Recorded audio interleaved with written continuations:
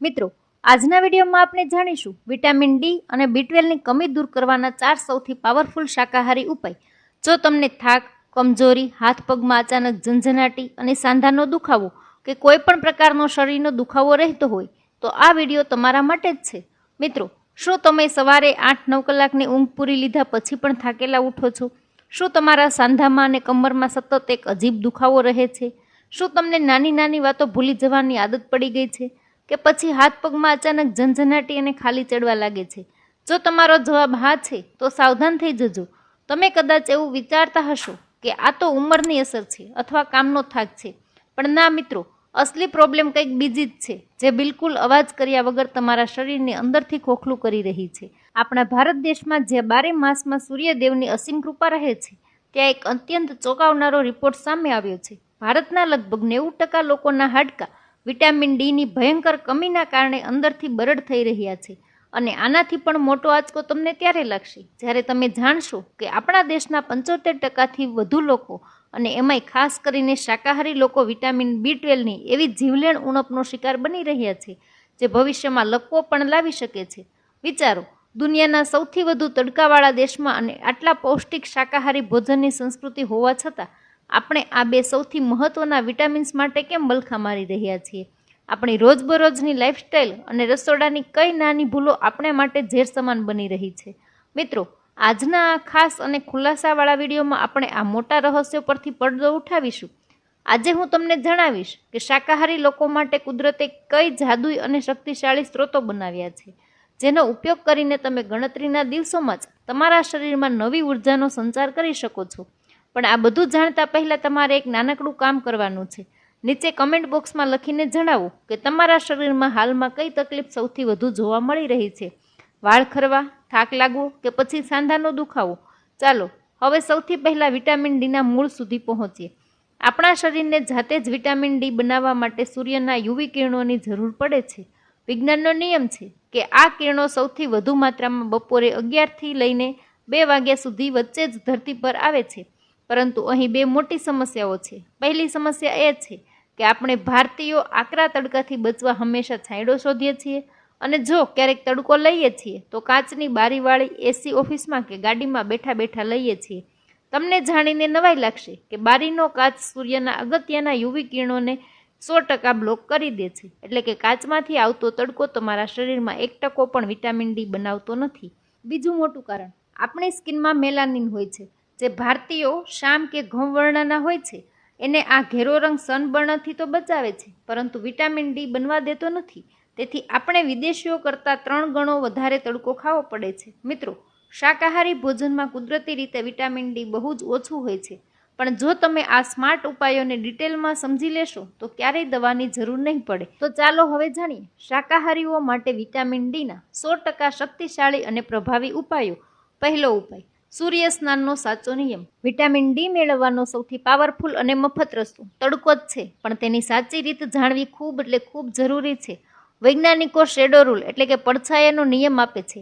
જ્યારે તડકામાં ઊભા રહેવાથી તમારો પડછાયો લંબાઈ કરતાં ટૂંકો દેખાય, એટલે કે બપોરે 12 થી 2 ની વચ્ચે, ત્યારે જ તમારા શરીરમાં વિટામિન ડી બને છે.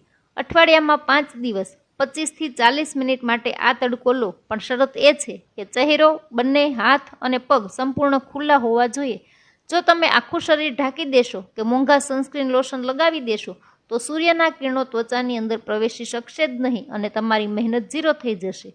મિત્રો, હવે ઘણા લોકો કહેશે કે વહેલી સવારનો કુંબળો તડકો વિટામિન ડી માટે શ્રેષ્ઠ છે કારણ કે તે આકરો હોતો નથી અને ત્વચાને બાળતો નથી. સવારનો તડકો આંખો અને મગજ માટે સારો છે. તે આપણા શરીરની જૈવિક ઘડિયાળ સુધારવા એટલે કે સારી ઊંઘ લાવવા અને માનસિક શાંતિ માટે ખૂબ જ ફાયદાકારક છે.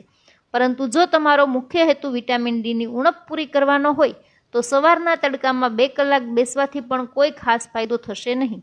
મિત્રો, બીજો ઉપાય જાણીએ. શાકાહારીઓ માટે મશરૂમ એ સાક્ષાત વરદાન છે. આખી દુનિયામાં મશરૂમ એકમાત્ર એવો શાકાહારી ખોરાક છે જેની અંદર અર્ગેસ્ટોરોલ હોય છે, જે માણસની સ્કિનની જેમ જ સૂર્યપ્રકાશ મળતા જ વિટામિન ડી ઉત્પન્ન કરે છે. પણ તેને ડાયરેક્ટ શાકમાં નાખવાને બદલે એક જબરદસ્ત ટ્રીક વાપરો.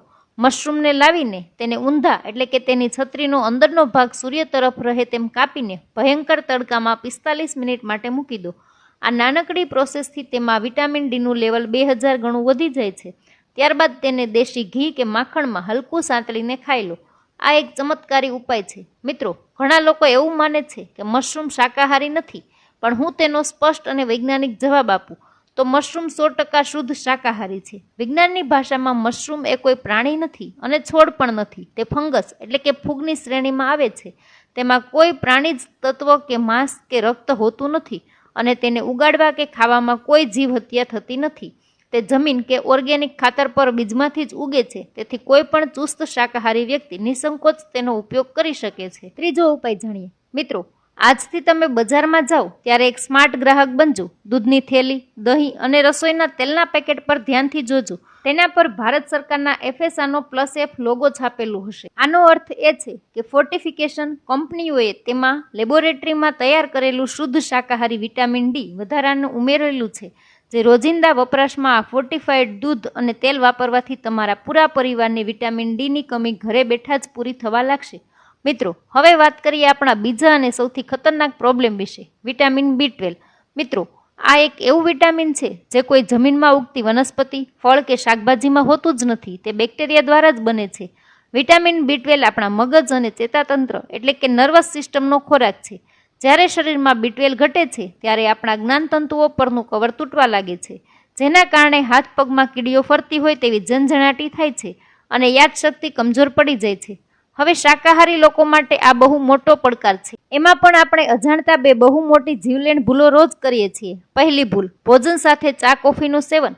આપણે ભારતીયો કંઈ પણ સારું જમીએ એટલે તરત જ આપણને ગરમા ગરમ ચા કે કોફીની તલપ લાગે છે. તમને જાણીને આઘાત લાગશે કે ચા કોફીમાં રહેલા ટેનિન્સ અને કેફીન ખોરાકમાંથી મળતા કિંમતી B12ને શરીરમાં શોષતા 100% બ્લોક કરી દે છે. એટલે તમે ગમે તેટલું કાજુ બદામ કે પૌષ્ટિક ખોરાક ખાવો, પણ જો પાછળ ચા પીધી તો સમજી લેજો બધું જ ગટરમાં ગયું. બીજી ભૂલ, દૂધને વારંવાર ઉકાળવું. આપણે દૂધને એટલું બધું ઉકાળીએ છીએ કે જાણે તેને બાળી નાખવાનું હોય. વિટામિન B12 એ વોટર સોલ્યુબલ એટલે કે પાણીમાં ઓગળતું અને હીટ સેન્સિટિવ વિટામિન છે. દૂધને વારંવાર ગરમ કરવાથી તેમાં રહેલું વિટામિન B12 વરાળ બનીને હવામાં ઉડી જાય છે. તો હવે પ્રશ્ન થશે કે શું શાકાહારી લોકોએ આખી જિંદગી દવાઓ જ ખાવી પડશે? બિલકુલ નહીં. આપણા ભારતીય રસોડામાં અને આયુર્વેદમાં આના જબરદસ્ત ઉપાયો હાજર છે, જેને તમારે ડિટેલમાં સમજવા પડશે. તો ચાલો હવે જાણીએ શાકાહારી લોકો માટે વિટામિન B12ના 4 અદ્ભુત અને શક્તિશાળી સ્ત્રોત. પહેલા નંબરે આવે છે દહીં અને છાશનો પ્રોબાયોટિક પાવર. મિત્રો, યાદ રાખજો, સાદા દૂધ કરતાં દહીં અને છાશમાં વિટામિન B12નું પ્રમાણ અનેક ગણું વધારે હોય છે. આવું કેમ? કારણ કે જ્યારે દૂધમાંથી દહીં જામે છે ત્યારે તેમાં લેક્ટોબેલિસ નામના ગુણ બેક્ટેરિયા પેદા થાય છે, જે જાતે જ વિટામિન B12નું નિર્માણ કરે છે. તો મિત્રો, આજથી જ એક કડક નિયમ લઈ લેજો કે બપોરના ભોજનમાં રોજ એક મોટો વાટકો તાજું અને ઘરે જમાવેલું દહીં અથવા શેકેલું જીરું અને સંચળ નાખેલો એક મોટો ગ્લાસ છાશ પીવાની. આ તમારા આંતરડાને પણ મજબૂત કરશે. હવે જાણીએ બીજો શક્તિશાળી સ્ત્રોત. મિત્રો, શુદ્ધ ગાયના દૂધમાંથી ઘરે બનાવેલું પનીર વિટામિન B12નું એક અત્યંત શાનદાર અને સ્વાદિષ્ટ સ્ત્રોત છે. બજારનું પ્રિઝર્વેટિવ્સ વાળું પનીર ખાવા કરતાં અઠવાડિયામાં 2 થી 3 વાર ઘરે દૂધ બાળીને બનાવેલું કાચું પનીર સલાડમાં કે હલકું સાંતળીને ખાવું જોઈએ. આ તમને ભરપૂર માત્રામાં પ્રોટીન અને વિટામિન B12 આપશે. ત્રીજા નંબરે આવે છે આથો આવેલા ભારતીય ખોરાક. આપણી ભારતીય સંસ્કૃતિ કેટલી મહાન છે તેનું આ ઉત્તમ ઉદાહરણ છે. જે ખોરાકમાં આથો લાવવામાં આવે છે તેમાં બેક્ટેરિયાની પ્રક્રિયાને કારણે કુદરતી રીતે વિટામિન B12 બની જાય છે. અઠવાડિયામાં 2 વાર તમારા ડાયટમાં ઇડલી, ઢોસા, ખમણ, ઢોકળા કે ગુજરાતી હાંડવો અચૂક સામેલ કરો. આ આથાવાળી વસ્તુઓ તમારા પેટની પાચન શક્તિ વધારશે અને શરીરમાં વિટામિન B12નો ભંડાર ભરશે. અને છેલ્લે ચોથા નંબરે આવે છે ન્યુટ્રિશન ઈસ્ટ, જે આધુનિક સુપરફૂડ છે. જો તમારા શરીરમાં વિટામિન B12 એકદમ જ તળિયે જતું રહે છે તો બજારમાં મળતું ન્યુટ્રિશન ઈસ્ટ શાકાહારીઓ માટે સંજીવની બુટી સમાન છે. આ પીળા રંગના પાવડર જેવું હોય છે. તેનો સ્વાદ ચીઝ જેવો લાગે છે. આમાં વિટામિન B12 ઠાંસીને ભરેલું હોય છે. તમે તેને પોપકોર્ન, સલાડ, રોટલીના લોટમાં કે દાળ શાકમાં ભભરાવીને રોજ ખાઈ શકો છો. આ 100% શાકાહારી અને પાવરફુલ સ્ત્રોત છે.